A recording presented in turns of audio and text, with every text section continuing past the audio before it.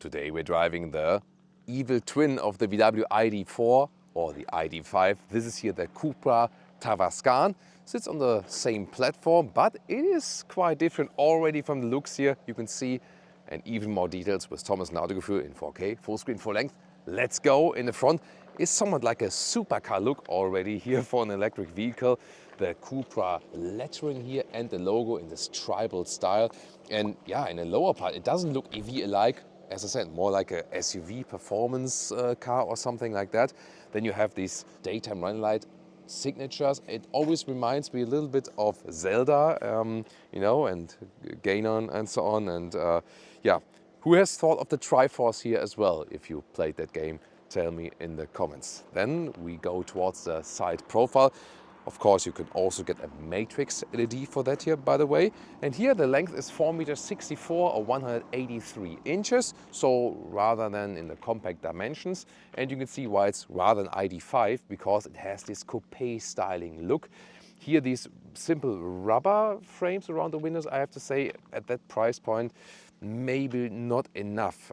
Yeah, that's one thing I see from the exterior. Wheels, always large, 19 to maximum 21 inch, and then also forged wheels are actually even available. So large wheels, these are largest ones available. We'll see about that, how it turns out. You can also get it with DCC as the adaptive suspension. We also have it equipped with this very vehicle right here. And if we follow it, well, it's always been a design object for sure. And even more so in the rear, begins already right here. And then the light strip goes all the way through, including this illuminated Cupra logo here in the central part that looks once again, look at that. Such a huge Cupra lettering right here. And VZ, this is then the performance version, the all-wheel drive version, because you get a rear-wheel drive version, 6.8 seconds in the acceleration figure, or this one here, the VZ, the all-wheel drive version, one electric motor per axle, and then you are at 5.5 seconds in the acceleration figure. Yeah, and we'll take a look at that very, very soon. And is there a Frunk or not? Let's take a look here.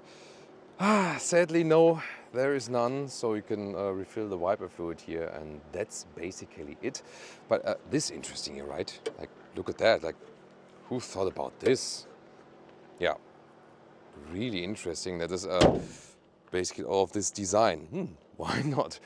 Battery size, by the way, it's 77 kilowatt hours net, and recharging 135 kilowatt peak, and that will give you like 10 to 80% state of charge in about 28 minutes. The real world range, we'll test this vehicle here thoroughly, motorway, dynamic driving and so on, and at the end of the day give you then our final realistic world consumption, and then also calculate the range then for you at the very end of this review. Yeah, I wanted to show you this cool effect here when it's a little bit darker here in the shadow. Yeah, if you have collected enough Triforce pieces in Zelda, then they also appear yellow in the Cupra Tavascan. Here the turning indicators or hazard lights. I think it looks really cool in the front already, doesn't it? If you have these matrix LED here in the rear, pretty cool also with the cascading effect. And it's not only cascading, if you come around to the side, you can see it's also layered behind each other. Pretty cool, isn't it? And better to see in the shadow here, even the central Cupra logo is illuminated. Cool, right? Let's check out the interior, the car key. Yeah, like all the group keys, has the Cupra logo in this case here, but the high gloss black, not my favorite. The door handles are flush here, but you can grab inside, and door closing sound. Solid rear. Yeah, it's also solid, just not again here that you have these rubber lips here around the windows, not my favorite. Then inside of the doors, here is also somewhat soft touch and dramatic design here also right around here.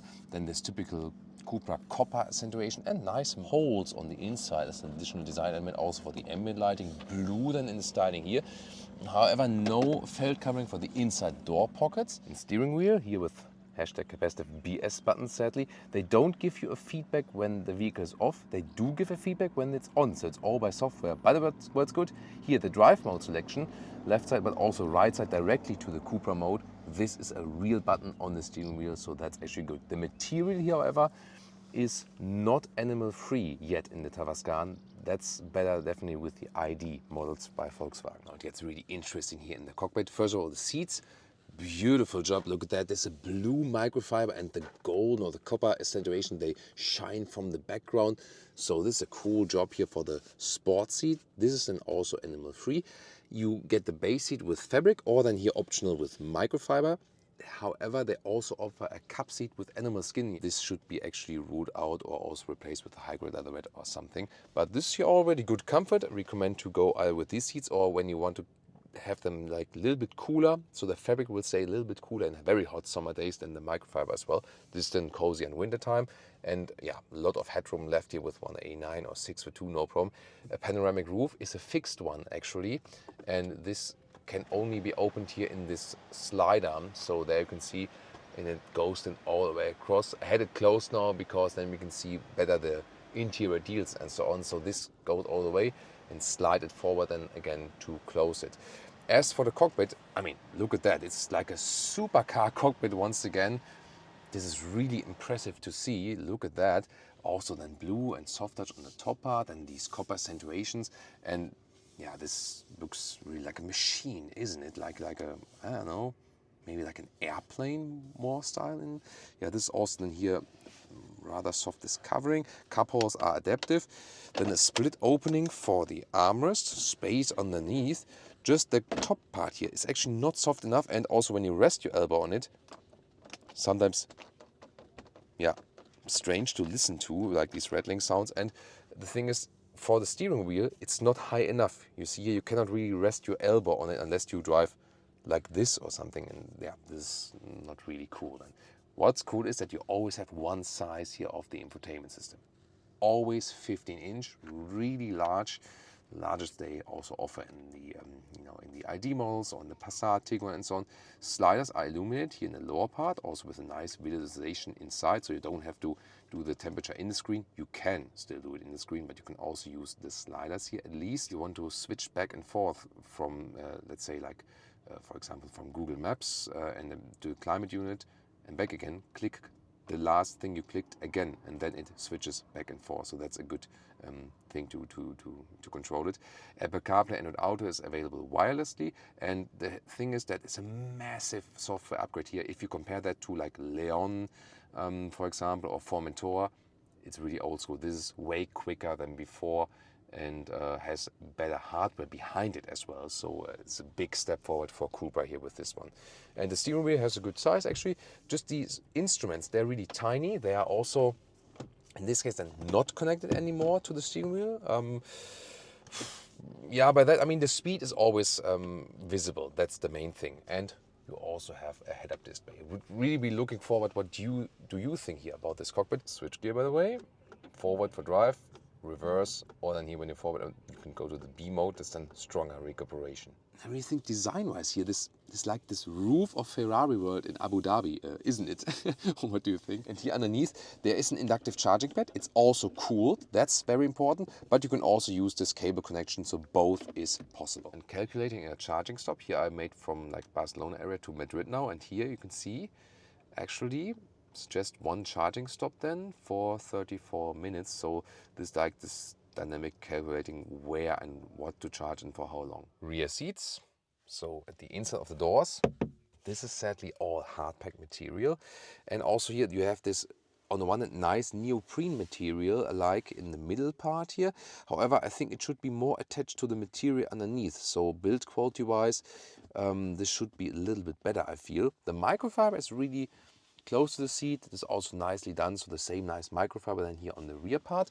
Isofix in the lower part, and you fold these open and they stay in place, and then you can close them later again. And the comfort in itself is also decent here.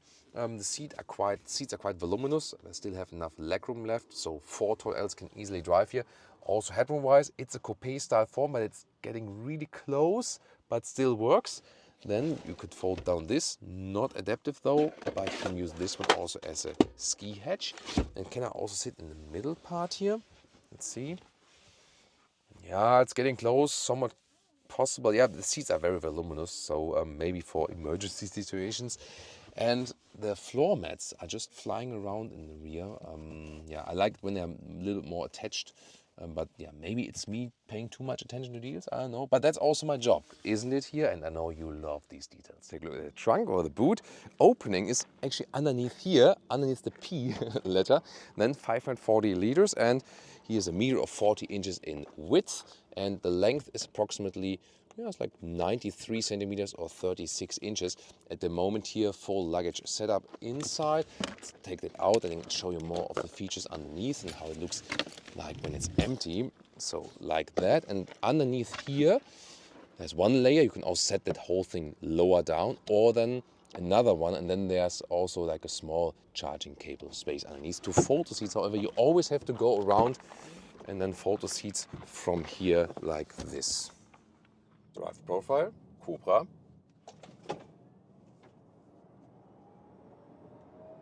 Plop. Woo! That was 30 to 100 kilometers an hour. Really nice, very decent acceleration. 5.5 seconds is the acceleration figure, the official one, to 100 kilometers an hour. Now 60 to 100. Oh. Plop, that's again. Wow, super quick, super quick. So this is the magic of this all-wheel drive version. One electric motor in the front, one in the rear. Yeah, and the rear electric motor is always stronger because it's the base setup. Usually you have a rear-wheel drive, then at 6.8 seconds, which will also still be more than enough for sure. But of course here you just have this extra punch to give you more acceleration, just a little bit more fun if you need it. However, there is a big but with the all-wheel drive system, and well, actually two. First of all, the price, of course, so you'll pay extra for the electric motor, maybe three.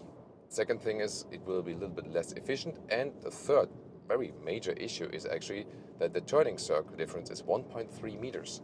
So like turning circle diameter. So if you want parking in and out easier U-turn, you stay with the rear-wheel drive.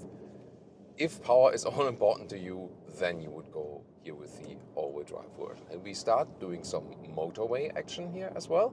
See also about noise insulation and so on. At the very end, our driving part will tell you more about the efficiency and consumption and everything about that. Here on the motorway, starting at about 90 kilometers an hour. Now we can go to 120 soon. So like 60 miles, something like that so far. It's actually very silent, so I like that. First of all, the serenity from the electric drivetrain, yes, but also rolling noise, although these here are the 21-inch wheels, so the largest wheels that are available. It's very nice, so astonishingly silent and refined here in this interior. I really like that. And yeah, we see that obviously it has taken something from the ID7 maybe already, so very nice. It feels actually very planned here also on the motorway.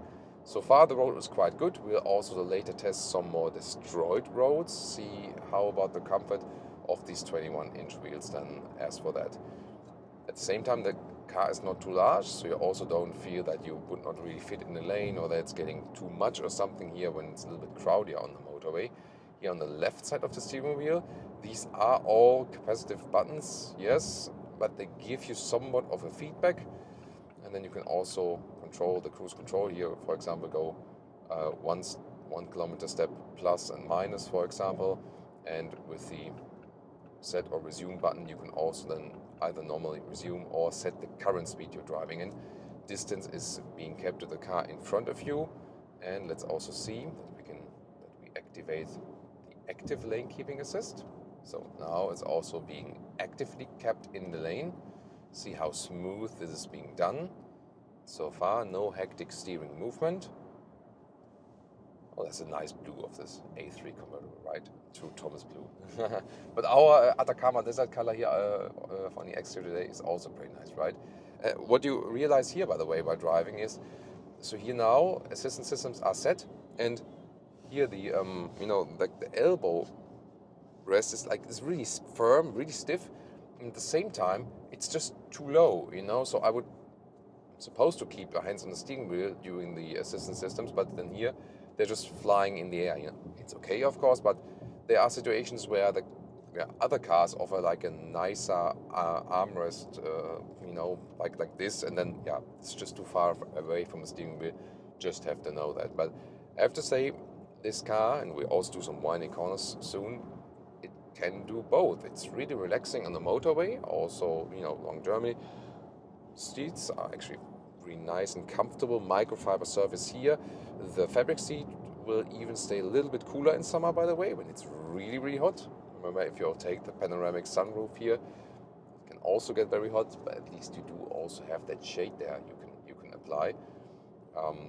Most important thing, of course, is not to go for the cup bucket seats, because they are animal skin only. They will get even hotter then. By the way, here, automatic lane change. I just tip the turning indicator, and then the car does an automatic lane change in the travel assist. So there you can see how refined these assistance systems are. Acceleration from standstill.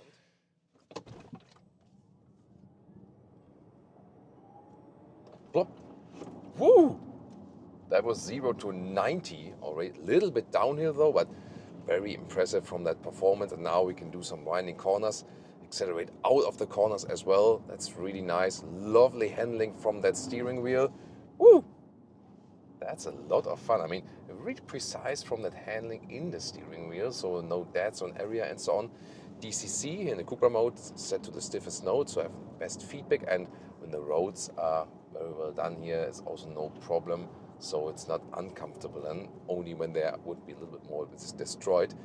Of course, at some point the electric vehicles are higher in weight, so when the corners are getting tighter inside the corner, then you also do feel the weight. Other than that, the center of gravity is low. That, of course, really helps you in the whole handling performance, and that is really a lot of fun. I like that. Yes, lighter sports cars are more fun, definitely the case, but you can get great performance also out of these electric vehicles, and then you hardly feel anymore it's an SUV or this crossover. It rather feels then a little bit lower, and this gives you really nice feeling. So indeed feels sportier than an ID4 and so on. So a very good job here with doing the chassis work and suspension setup and so on. Really love that. As for all-wheel drive versus rear-wheel drive, actually this one of course gives you great performance also when accelerating out of the corners. At the same time, when you have a rear-wheel drive version, yeah, then the thing is that of course you have this rear-wheel drive characteristics, which can also be even more fun, so to speak. So you always have to consider that. By the way, in the Cupra mode, there is a significant recuperation when I lift my foot off the accelerator pedal. When I'm in the normal mode, here I can also, by the way, individually tune the DCC from minus to plus. I can, for example, have a very comfortable individual mode and then go to the Cupra mode to have the sporty setting. So normal mode, the car is just rolling when I lift my foot off the throttle, unless I go into the B mode. Then I have strong recuperation, one pedal driving feeling. You can set that and drive like that, or when you're going like downhill for a longer period of time, for example. Yet again, the thing is that when you start up the vehicle once again, it's getting resetted. So it's not a permanent solution. It always starts in one mode, and that is a thing just mandatory by law actually. But yeah, dynamic wise, it's really also a lot of fun. Once again, shows it's great in the acceleration, a lot of fun dynamic driving. At the same time, we've seen it's a very nice Autobahn cruiser. So yeah, very good performance in all these different aspects, a lot of fun. At the same time here, the seats also keep us tight in these corners, so we don't fly around too much inside the vehicle at all. Yeah, and the DCC, good suspension, both comfort and sportiness at the same time. Just, I mean, these 21-inch wheels, if you have more destroyed roads and so on, then you should think about getting these wheels twice. They do give you that even sportier, more precise, direct feeling on the road. As said, as long as the road is yeah, nice and well done and so on. So here behind me is, by the way, the Cupra headquarters in Motorway in Spain near Barcelona. And what could be scored as for the consumption for today, including topography changes, longer motorway ride, 1 kilometer 60 miles an hour, but also with including our performance driving and acceleration, some 19 kilowatt hours on 1 kilometer, so like 3.3 miles per kilowatt hour, means a concise rearward range of around 400 kilometers or 250 miles. Not too much, of course. However, you can also score some better consumption figures, of course, if you only do rather constant speed driving and so on. But I rather tend to give you figures that are more realistic, that also can be achieved, for example, in wintertime, or here, for example, in a hotter day where the AC is also running frequently and have your different speed scenarios and so on. By the way, towing here with the overdrive version, maximum 1.4 tons. And price, also very interesting, it starts at 56,000 euros, taking it as a German reference price, with the base model, and here the all-wheel drive version will easily, with extras, exceed 60,000 euros. That's of course not cheap at all. Remember that the VW ID4 is available at a way cheaper price, for example, and they're basically on the same platform. This one is also built in China. Well, they do that to save costs. At the same time, it is sold more expensive. Well, that's image, and of course the design. You get this unique approach on the exterior and on the interior. What do you think about this one? Tell me in the comments, and also compare the competitors.